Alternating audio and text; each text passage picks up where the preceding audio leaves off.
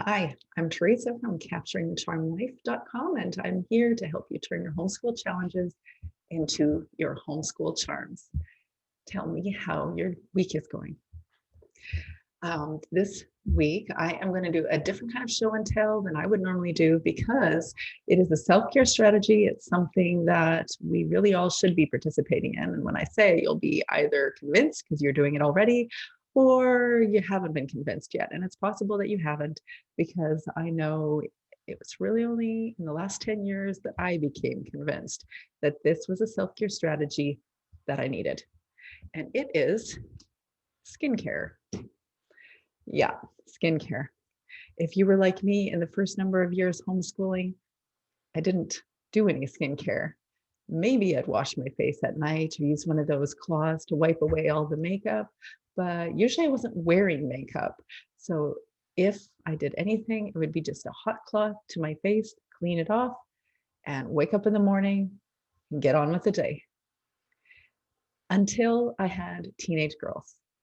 And when I had teenage girls, that's when I started to consider skincare. And it wasn't because I thought they needed it, it was because they got into it and they introduced it to me. On each of the girls' 13th birthdays, I took them for a special trip into the big city, and we would go to the makeup aisle at a large department store and get makeup or skincare. And that was really my first introduction to a regular skincare routine with regularity. I was doing it before I had kids, of course, to a certain extent, but my skin was fabulous because I was young. And I think I was doing it with regularity when I was somewhere between 15 to 19. Want to guess why?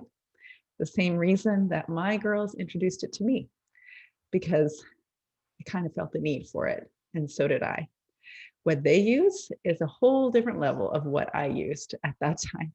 In fact, what I used at that time is still in the department store, still available. And I have upgraded somewhat since those days, but I'll tell you, my instinct is still the basic stuff.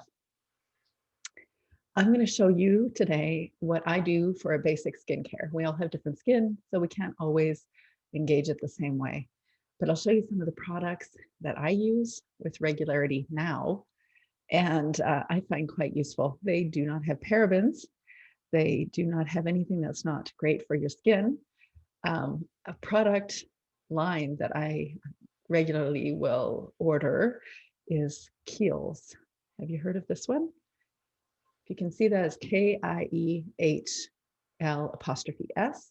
This is a pretty entry-level skin cleanser. It's called an ultra facial cleanser. Gentle liquid formula that cleanses without over drying or stripping skin for all skin types. And this is true in my experience, because when I was that teenage girl, I was definitely using anything that would strip my skin, trying to pull away all the oils. And at that time, I was thinking just like get everything out of the pores, right? Thinking about skincare nowadays, or the ideas around skincare, is a lot different than when I was 16. So this is a line that I find is a healthy choice for my skin. I have always had under eye circles that I was just born with. Later, I've understood that this means that there is a thinner membrane of skin around my eyes, and there really is no way to conquer that issue unless I'm going to be doing some theater grade makeup, which y'all know I'm not going to do. And definitely not for these YouTube videos, because I'm a real homeschool mom. So real that I put makeup on for you.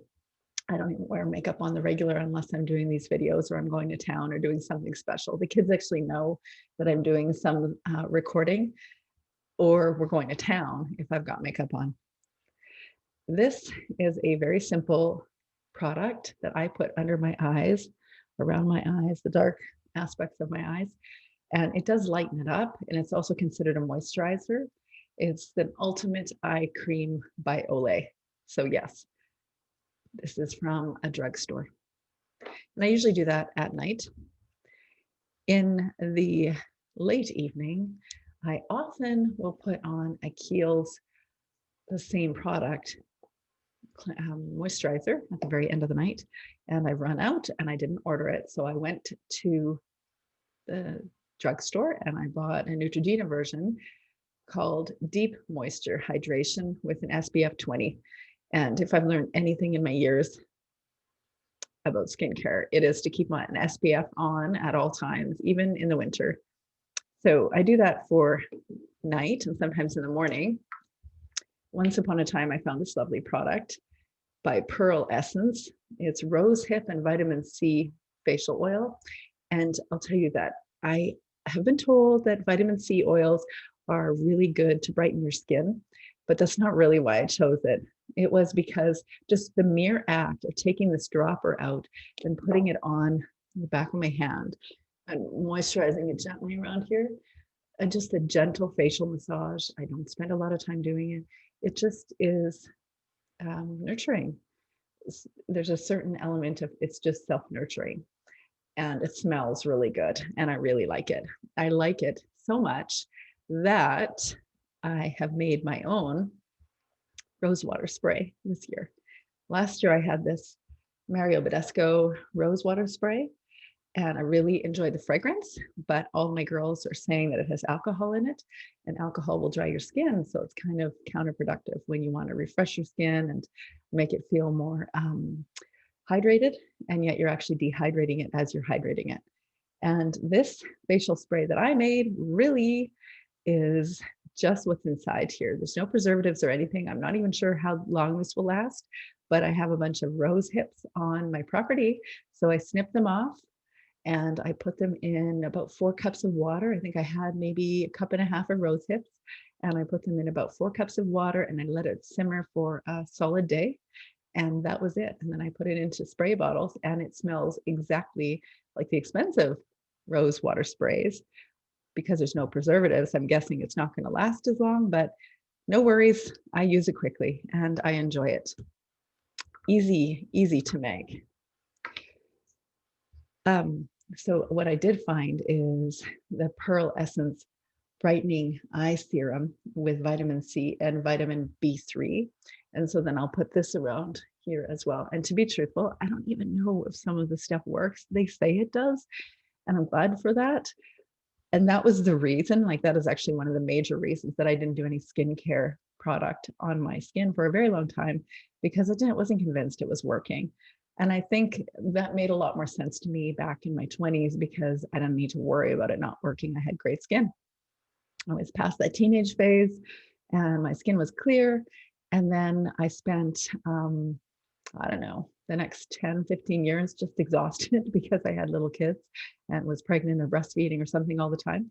So it just was not in my mental space to do something like that. And now I've got into it because of the push from my girls, but also because I am, maybe can't see it as well on a Zoom chat, but or Zoom recording, but I have wrinkles.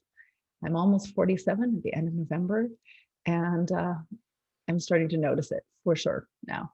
These aren't just smile lines, little frown lines, little, I don't know what these are. Anyways, there's a lot of lines.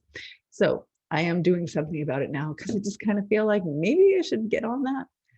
And I have been told that I should be on some regular retinol, which I am not at present, but I do use hyaluronic acid, which my girls tell me is just a great way to increase the hydration of my skin. So I do use that. I really like Burt's Bees lip balm. Burt's Bees is a product, I remember when it first came out, that product is really hydrating. It doesn't have an unpleasant flavor or fragrance to it. And it just really had soft colors. So I really enjoyed those. But I also really like this Nivea Lip Shine, which is also just hydrating for my lips. And anything hydrating only became a concern too in the last 10 years, I'd say, because I definitely did not have dry skin before then. And somewhere, I think one of the girls was ordering something from Sephora. And so I did too. And I ordered a night mask which is this little product. It is a glycolic acid overnight glow mask. And why I like it, because after I've fully cleansed my skin, I can put this on, just a very light layer of it, and leave it on overnight. Wash it off in the morning. And there's no like, it's not one of those peel off ones where you have like extra skin and you're wondering, oh geez, can I go out? Are people going to think that I've burned my skin and peeling, or I'm getting really old, my skin's falling off? Nothing like that. It just is washable, and it's a lovely fragrance as well. I think fragrance often is the reason that I buy things, and oh look, I think I forgot. I did have a little retinol, but it is all out. Just can't even read the name. Lift Active. The product name, can't even remember. And I usually put that right here because my best wrinkles are on my neck. Ew. That once upon a time I had a surgery right here, and that is exactly where the wrinkles are coming out the worst. So I show you all my skincare routine because it's something that when you get the time to do it, and I don't spend a lot of time. In fact, I'm very, very lightning fast when it comes to doing anything like this. If people are describing to just gently do circles or move it outwards, I'm like, I don't have time for that. Just done. But it feels good. And it's simply a self-nurturing practice. So I definitely wanted to show and tell my skincare products. That is what I do for my skincare routine. So how about you? What's your skincare routine like as a homeschool mom? I'd love to hear more. Just put your comments down below. This week, I released a podcast about a love letter to you, homeschool mama. It is actually the final section of my book, Homeschool Mama Self-Care. It is a reminder to you of all your freedoms. The perspective that you began in homeschooling usually is one that is wanting to embrace something new and good that you believe is good for your family. And so it's my reminder to you why you came into this homeschool realm and why you want to continue, and that you're doing a great thing and to enjoy it. So I hope you can find the podcast, Homeschool Mama Self-Care. It is episode number 23, my love letter to you, homeschool mama.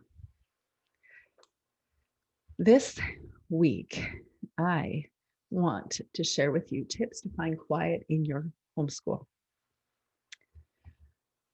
That's a challenge. That is, every once in a while, I've met a mom who really didn't need the quiet, and they have described themselves as extroverted, and they love being with their kids, and they love the energy of their kids, and they love being around their kids all the time. And that is the very unusual mom, that even though, of course, we want to be around our kids, and of course, we want to spend time with our kids, we do need a break. Everyone needs a break, whether you're extroverted or introverted. Sometimes you need to just recognize that you're a separate person outside the role of homeschool mom. But last week, someone asked me a question about finding quiet time to read. So I asked more, and I found out this mom had wanted to hang out with her kids while she was reading.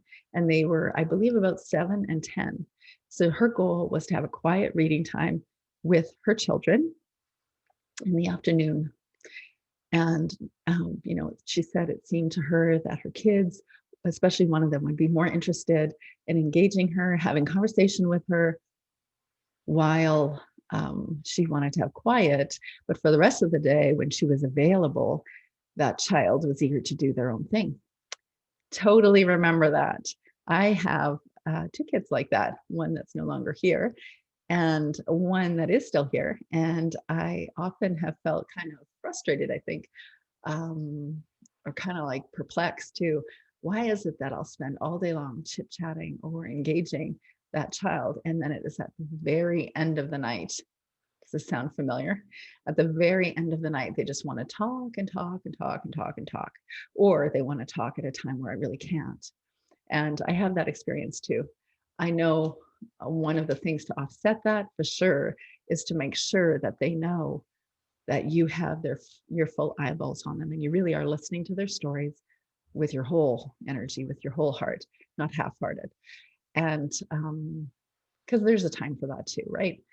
You have to sometimes do something while you're listening to the story about the Minecraft builds or the, the Barbie wedding or the whatever it is. Sometimes you're okay. It's okay to be half-hearted, but there's sometimes if they are always having that level of attention, they are going to be more demanding of your attention. So it's really important that they get the full eyeball to eyeball, heart to heart talk, especially, and this is my suggestion, if you want to get that quiet time, a tip would be to make sure that you do that eyeball to eyeball time right before you want that quiet time.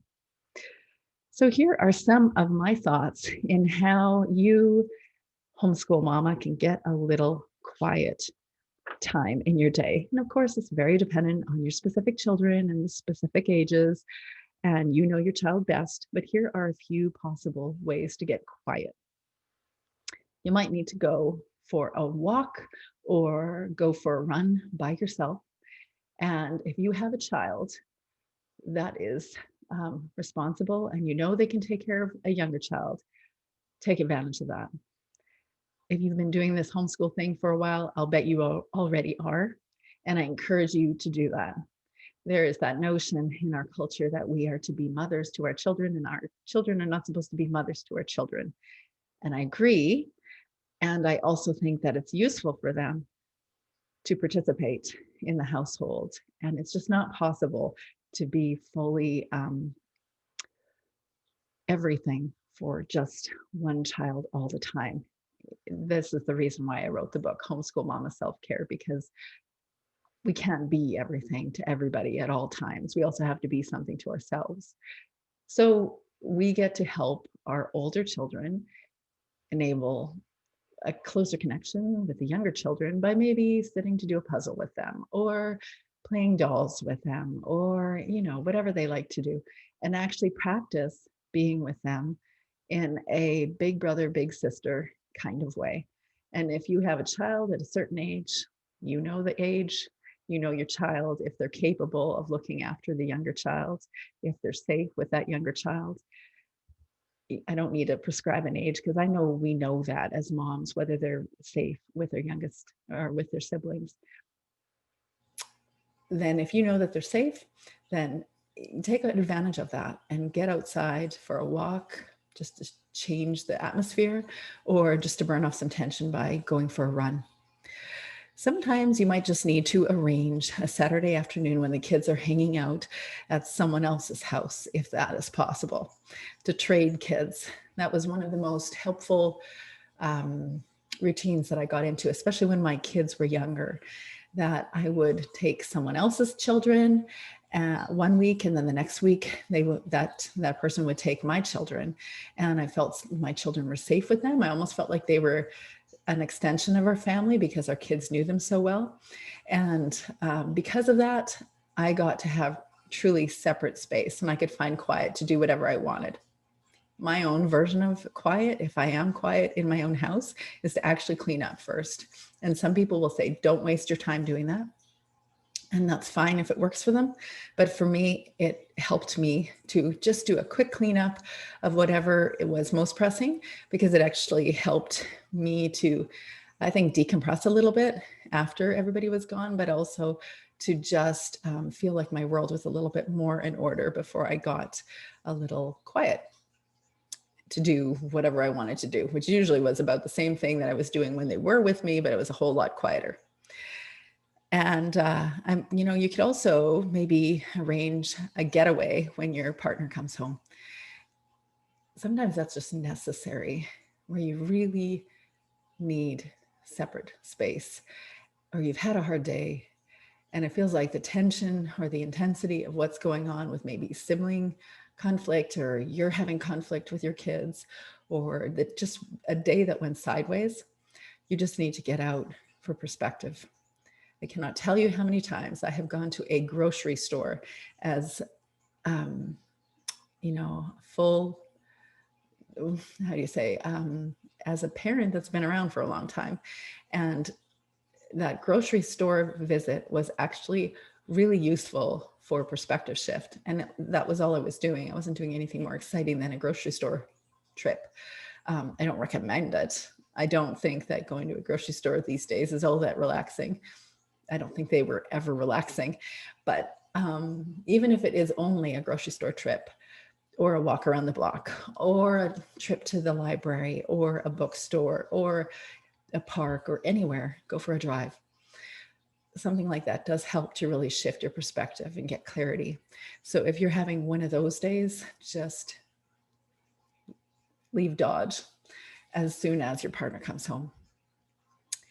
If both parents are at home together, especially in this scenario, lately people are more likely to do that, and they are working from home. They're both homeschooling the kids. I think the key would be to take afternoons and mornings, to choose one either morning to look after the kids and then take the afternoon off, or vice versa. But just give the alternate parent a complete break from what's going on at home, to be in another room, just to mentally be checked out from whatever is going on. Get up before the kids. This one, 15 years ago, I can't believe I would actually be saying to you, because my kids know that that was not my default setting, to get up before the kids. I was like 9 o'clock. I wanted to be, I don't know if it was always 9, but I remember there was a time where I was up by 9 and I'd have my kids bring me a cup of coffee just to get me up. And that was a period of my life where I wasn't nearly as productive, but I also didn't feel like I had my boundaries strongly around me, so that I could have that quiet time. And because we are homeschool moms, we're with our kids most of the time, or at least we're mentally checked in with them all the time, even if they're at extracurriculars and they're, maybe they're at their part-time job, or they're at a youth group, or whatever they're doing.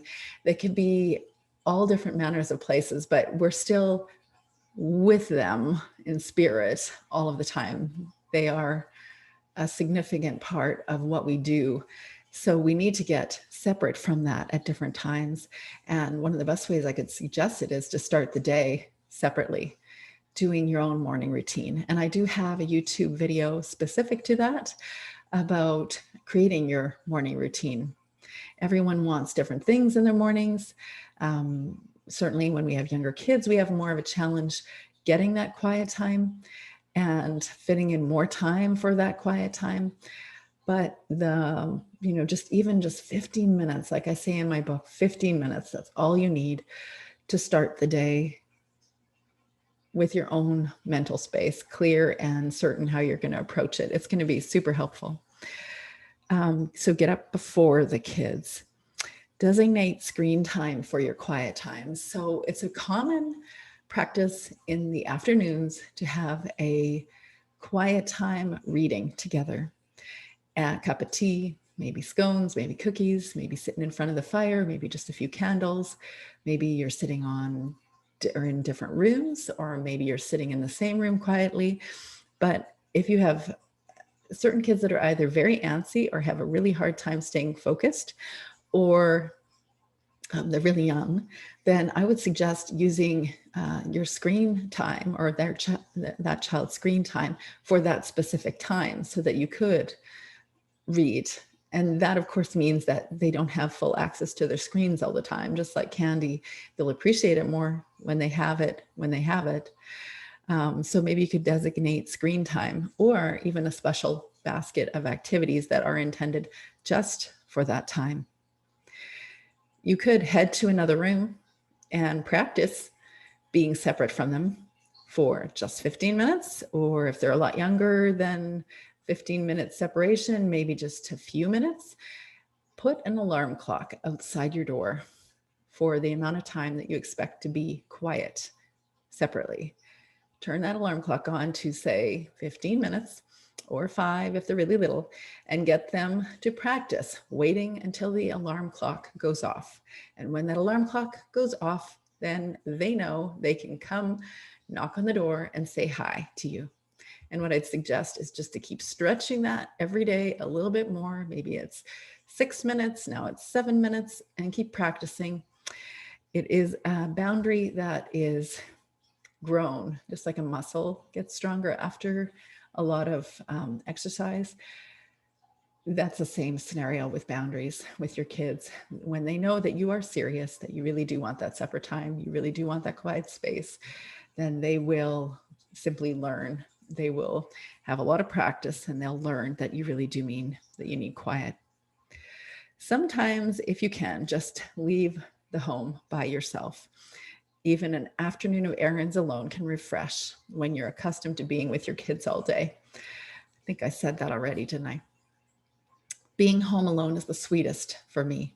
And I don't know about you, but it is the most difficult to do, especially this last year, to be home alone, quiet, soaking in all of the things that are around you, as long as you're not one of those people that sees it as an opportunity to do more chores for a few hours. I said I clean up right off the top, but then I do other things, and I do the other things that I really love to do, even when they are here on occasion. But there's a different kind of quality of quiet time when no one is here, right? So if you can be at home alone, definitely the sweetest, definitely the trickiest to get. Sit with your kids, or sit your kids with grandparents, Zoom reading dates. This idea came out of the pandemic, which I thought was super clever and really useful, because there's a lot of grandparents that are far away and that are not next door. And if that be the case, or if they even are next door and not accessible, then we could create a Zoom chat just for reading dates. So grandparents read stories, or they could play trivia games, or, online games with kiddos when you are in another room. You could have the kids go to bed early once a week. Let them be on their bed with a game or a book for longer than their typical bedtime. And as a final option, noise cancellation earphones or podcasts, if you can't afford the noise cancellation earphones. Podcasts, earbuds in your ears, it kind of feels like you're in an alternate universe. You're somewhere else. Unless you have somebody pulling on your feet or on your pants, right? But you could just point to the earphones and just say, can't hear you. Maybe in the beginning, you put the earphones on, but don't manage this sound and actually still be able to listen to what's going on, but keep saying earphones, can't hear, they're in, just to get their practice that you indeed are not available and you need a little quiet. And eventually they will believe you when you practice it on repeat.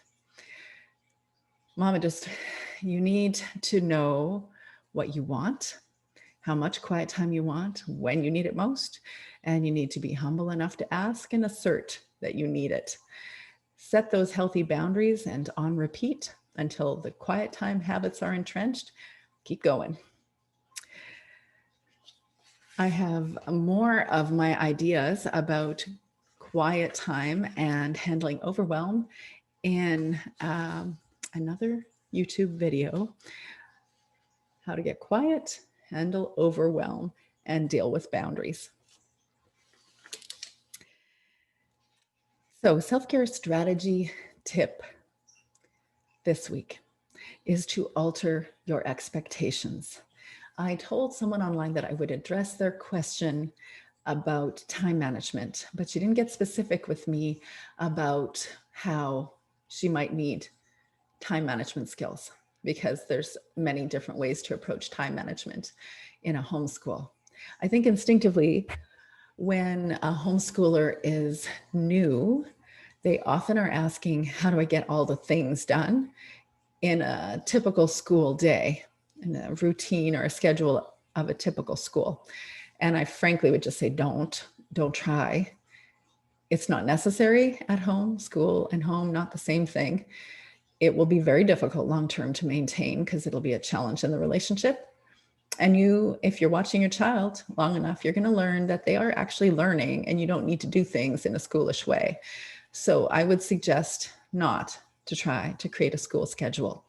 But I can tell you that one of the key tips is to alter your expectations about your time. We want to fit in so many things in our day. And in this scenario, this couple is working from home. So they're really juggling a lot. And this year, it seems like there's a lot of families that are doing that. They are both working from home and they're trying to homeschool a handful of kids. That's a lot. That is a lot. And I know that out of necessity, people are choosing to do it. And I applaud you. You can do it. I am not that one that started as someone working from home, but I have learned how to work from home and homeschool. And I know there are a lot of other people that have had the scenarios as well, where they are working from home and they're able to do this. It means that you're going to alter expectations of what an education is anyways. But I would say if you want to fit in all the things, write all the things down, maybe watch what it is that you're actually doing in a day and practice time blocking, which means that you can tell yourself on your list, these are the things that you want to do, but you are going to write down how much time it actually takes you to do them. So if you're thinking 15 minutes and yet when in practice, it's taking you an hour, that's your sign. Now you know it took you an hour. You could maybe tell yourself to speed something up, but that usually is path to to frustration. But what I would suggest is to actually write down, just even if it's 1 week, keep track of what you're actually doing every day and write it down. It sounds like a lot of work. It is a lot of work, but it's worth its weight in gold, this tip, because when you learn that something really does take you that long, you're either going to decide this is a valuable activity that I am going to have to invest that kind of amount time in, or you're going to delete it and say, this is just not worth my time. I'm not going to spend this much time doing this thing. And you're going to get a little more realistic. And if there is anything I can tell you as a self-care strategy, it is your perspective is the most important thing. This is a thought self-care strategy that you're going to alter your perspective by being honest about your expectations. So time block your time. I am going to leave that for today. If you have any questions or any comments or any thoughts, leave your questions and comments down below. I'm Teresa from Capturing the Charmed Life, and I hope that this week you and your children have a charmed week. And may you be able to turn all your challenges into charms. Thanks for joining me.